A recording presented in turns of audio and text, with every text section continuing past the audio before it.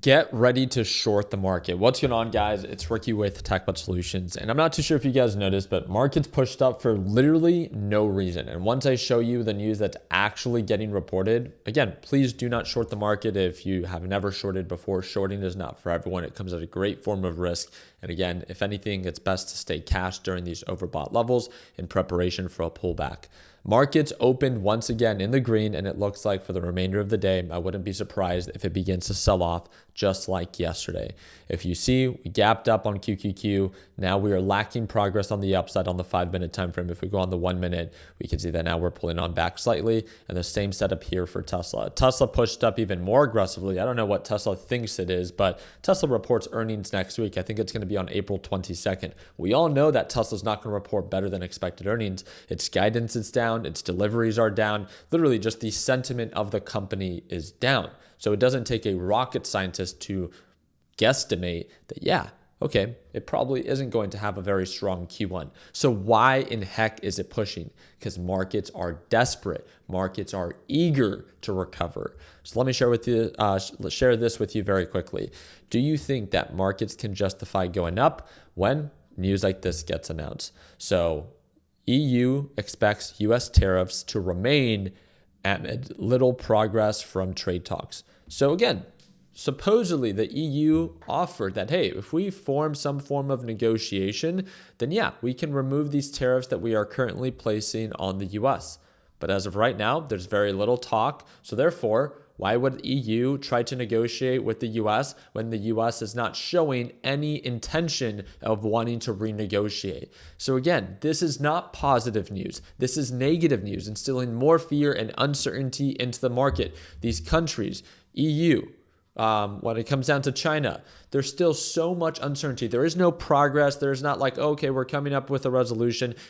There is no progress that is being made. Once that progress gets announced, then yes, that can justify a rally, right? Because we are actually getting better.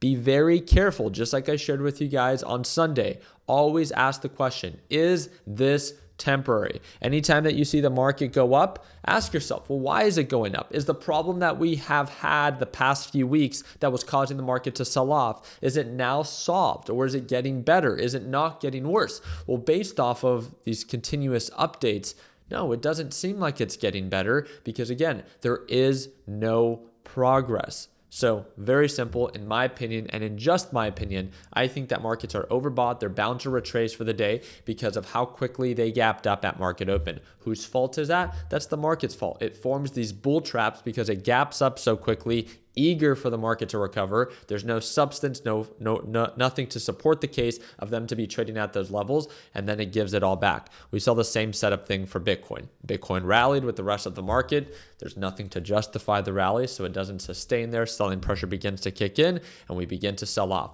What do you think is going to happen with the rest of the market? Remember, it's a domino effect. Right now, it's holding just fine because the selling pressure hasn't really kicked in. But once the selling pressure kicks in, especially based off of the supports that we tested yesterday, that's right around 453, 454 for QQQ. If all the selling pressure kicks in, and then again, we get another wave of selling pressure and we break that support, who knows, right? Why wouldn't we be able to, at that point, gap all the way back down to 410, 415, 420 per share for QQQ? Why? Right? We're more on the overbought side. There's no progress. There's no good news. Be careful. Again, there's nothing wrong with going long if your intention is long-term, but be careful trading or buying into the hype as a day trade when you know that markets are overbought. They have no reason to be there. And if it's already lacking progress, there's huge pullback potential. Do not get trapped. The different time frames, as in the 5-minute and the 30-minute, they give you different perspectives. It kind of paints the picture of, hey, things are not or shouldn't be technically bullish. The fundamentals don't support it. So why would you just randomly think or just give in thinking that markets have to recover? Look out for yourself. Ask yourself a very simple question. Is this temporary? Excited to follow up. I'll keep you guys up to date. Hope to see you for tomorrow's live trading session. And if you want to tune on in to watch me trade live tomorrow, right at market open, second link in the description down below. Like always, let's make sure that we end the year on a green note. Take care, team.